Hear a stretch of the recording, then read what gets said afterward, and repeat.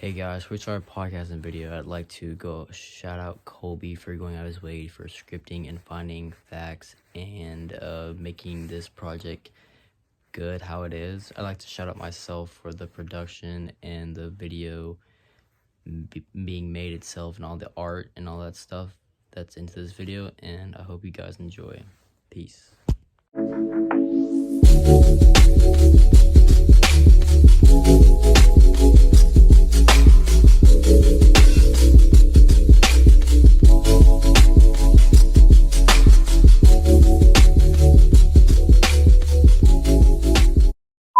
This is episode 1 of Rewriting History with your host, Colby.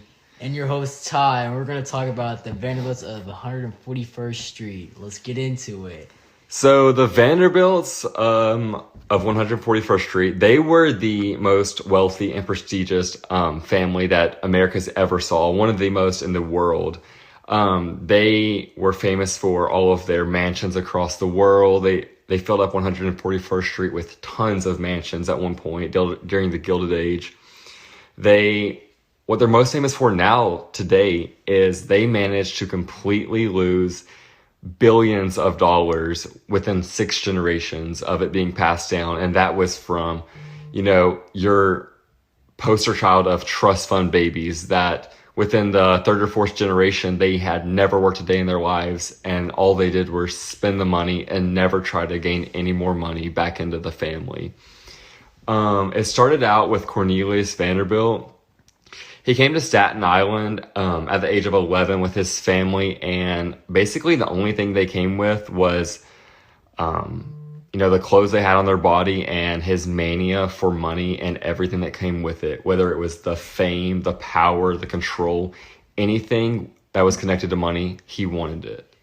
Well, Cornelius, he was a busy man. He had 13 kids. He had 6 daughters, and his 6 daughters were they were just some girls he had to go around. Like they wanted everything. Yeah, the daughters were, the daughters really get slept on in this family, and it's because of the time period that they were in. No one really talks about the daughters, and Cornelius, he actually, he wasn't the best father to begin with, but he really just did not treat his daughters with any kind of respect. He treated them basically like they weren't even part of the family, and that was because they weren't going to carry down his name, the Vanderbilt name. And when they got married, their husbands were going to get all the credit for anything they had. So he really did not give anything to his daughters for the most part. And people really don't talk about how much involvement the daughters of the Vanderbilt family really had in society and making them known. When the Vanderbilts became wealthy, they were not part of New York society. There was actually a list of the 400 families of New York. And that's basically just because that's where all the wealthy families were. But the 400 families were to determine if your family was well known or if y'all were. Every family on that list had to be old money, and old money during that time was within at least 3 generations of passed down wealth. And the Vanderbilts were not on that list for a while, and it actually ended up being some of his daughters and granddaughters that got them on that list. And that was when the Vanderbilts really became recognized, and they gained respect because they were considered new money. No one wanted anything to do with them during that time, even though they were wealthier than all of the other families. They were the wealthiest family in America during that time. But Cornelius was just very frowned upon because, he did not know much. His English wasn't the best. His writing wasn't the best. And he was just not a good guy in their eyes, and they wanted nothing to do with him. Well, he didn't just have daughters, though. He had some sons for him. His favorite son actually died in the Civil War, which was history never talked about how he had all these epilepsies, and his son, he was in this time it wasn't socially accepted. Yeah, his son was gay. And he had a wife, but always traveling with some guy. His dad viewed him as a weak man. So. Yeah. No one really talks about that son much, just because he didn't have much power in the family because he wasn't really given any power. But, it's not really for sure much about him, just because no one ever, like did anything with him. But yeah, so he had a wife, and I'm not sure if he had a family. I couldn't find that in the research. But all you really know about him is that his medical problems, and he was always just traveling with this guy, and everyone just assumed, or I'm not sure if it's recorded or anywhere, but everyone always said that that was his lover. Well, getting into today's news and things, the supply chain issue is actually going downhill, and our guy Cornelius Vanderbilt actually set the tone for the supply chain. He built thousands of railroads. He put out lots of gross network money in New York. All the buildings and mansions you see, even the University of Vanderbilt was created by him. And so, like, the supply chain of that created, it set the tone for, like, generations to go on. Nowadays. Yeah, and people really, nowadays especially, try to frown upon Cornelius, but he added thousands and thousands of jobs to America. He added I think it was almost $12 billion in economic activity and like 80,000 jobs to America during that time. And I mean, he really changed America with his railroads and how much he set up America for success, and those families, each individual family, for success that worked for him during that time. Cornelius actually built a house. You might know it, the Biltmore House. He actually built that. It was the world's largest house in America until about a few years ago, when someone built a bigger one, I'm guessing. Yeah. But he personally invested millions in buildings such as the Grand Central Station. It's one of the largest train depots in the world. He actually began to build his wealth in shipping, which was later replaced by construction of railroads. He also provided the first railroad service between New York and Chicago. Before Cornelius died in 1877, Vanderbilt had amassed the largest fortune accumulated in the United States at that time. He accumulated around $11.9 billion in his economic activity. Yeah, and to go back to the Grand Central Station part, me and Ty actually went there a couple of years back, and we saw everything there. And I heard a story from one of the Vanderbilt family members, and it was where he had been hidden from the entire Vanderbilt family his entire life because, there was so much family feuds and family drama in that family.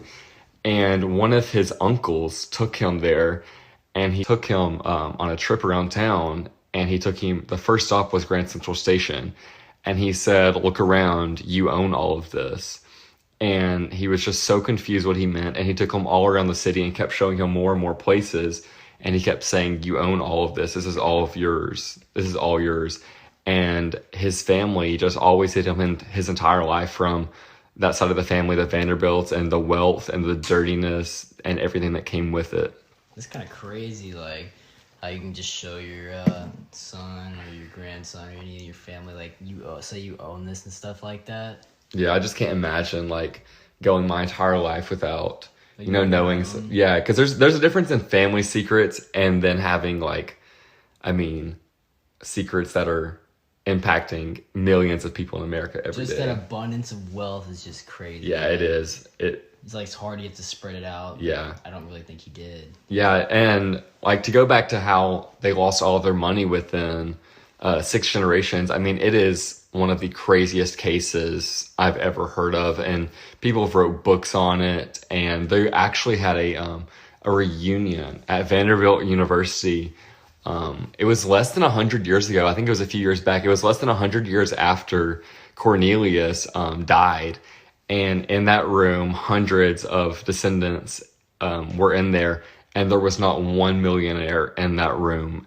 You have billions of dollars, and with inflation and everything that kept adding up, not one person in that room was a millionaire. And that's just amazing. There's only really a couple famous Vanderbilts to this day, and that's the journalist for CNN and his mom with her I think it's fashion and makeup lines. Well, see, you were speaking about the University of Vanderbilt. One fun fact about University of Vanderbilt. Their mascot is actually a Commodore because of Cornelius being a Commodore in the Navy because he served in the Navy. And another fun fact is that their colors are black and gold, which were Cornelius's favorite colors, black and gold. Vanderbilt's also been known as like one of the rated the best schools in the nation. It was actually 16th best university. It was actually reported by U.S. News and World Report. So that's kind of crazy how he had all that money and built that school, and it's actually one of the best schools you can go to. Yeah, so I think he left about 95% of his wealth to his son Billy, and then 5%, I'm not quite sure if it was to his other siblings, to his other children, or if it was also to his charities. He only had a couple, charitable donations that he made, though, compared to lots of other people from his time. He left about $50,000 to his home church in New York City and $1 million to Vanderbilt University. I'm not sure how much that would be in today's currency, but that was still, it seemed to set up Vanderbilt with a lot of success, over the years. And, Vandy is still one of the most prestigious, SEC. It's definitely probably, I would say in my opinion, the most prestigious, SEC school. For school books, yeah. Yeah. Not for sports. Yeah, not for sports. Sports. But when I think of Ivy Leagues, I even think of Vandy. I know they're not considered one, but I would still, I still think of Vanderbilt at times just because of how prestigious they are in their studies. Yeah, you could go to Vanderbilt for anything you want. I could say you could probably go to Vanderbilt, probably not pass a class and still get a good job just because on your resume. Yeah, that's how good I think. Is. Yeah, if I don't think it would even matter what kind of degree. Yeah, and the significance. Really just to recap everything we've talked about, though, the significance of this family. I mean, they were the first real supply chain industry in the nation. I would love to and try to still get one into of the Vanderbilt, most but I know successful I to this cannot day. get Looking back accepted. on it, their contribution to the development of America. I mean, you can see how much they impacted their workers, the families across America, everyone that worked for them, the amount of money they added into the economy, and that is really insane to think about. $11 billion. They also added a bunch of jobs. They added education to everybody who can afford it and all that. Yeah, and that's getting into what we still feel today. I mean, that their university, still being one of the most prestigious in America, that is really a big impact we still feel today. And I think that is just a great summary of the family. And we also if he didn't create all those railroads, then other people would be influenced to create more roads, and then it would just be it's like a big boom he made. Yeah. To create railroads and all the train tracks and all that stuff. He influenced it all. Yeah, I think that was a great example, the boom that it really created across America. And we still have railroads today, even if they're in a little bit different. You have all the subways across New York and DC, and you have them at airports and places like that. Even if they're not cross-country railroads that much anymore, you still use them for coal and materials like that. He also made attractions such as his Biltmore House, which I know millions of people go every year to see that. Yeah, still, especially this time of the year during the Christmas season to watch all the lights and everything. Basically, he was just very just prestigious person who just made a big impact on America as is today. Yep. Well, guys, we hope you learned a lot from our episode today, and we hope you join us next week. That's all. See ya.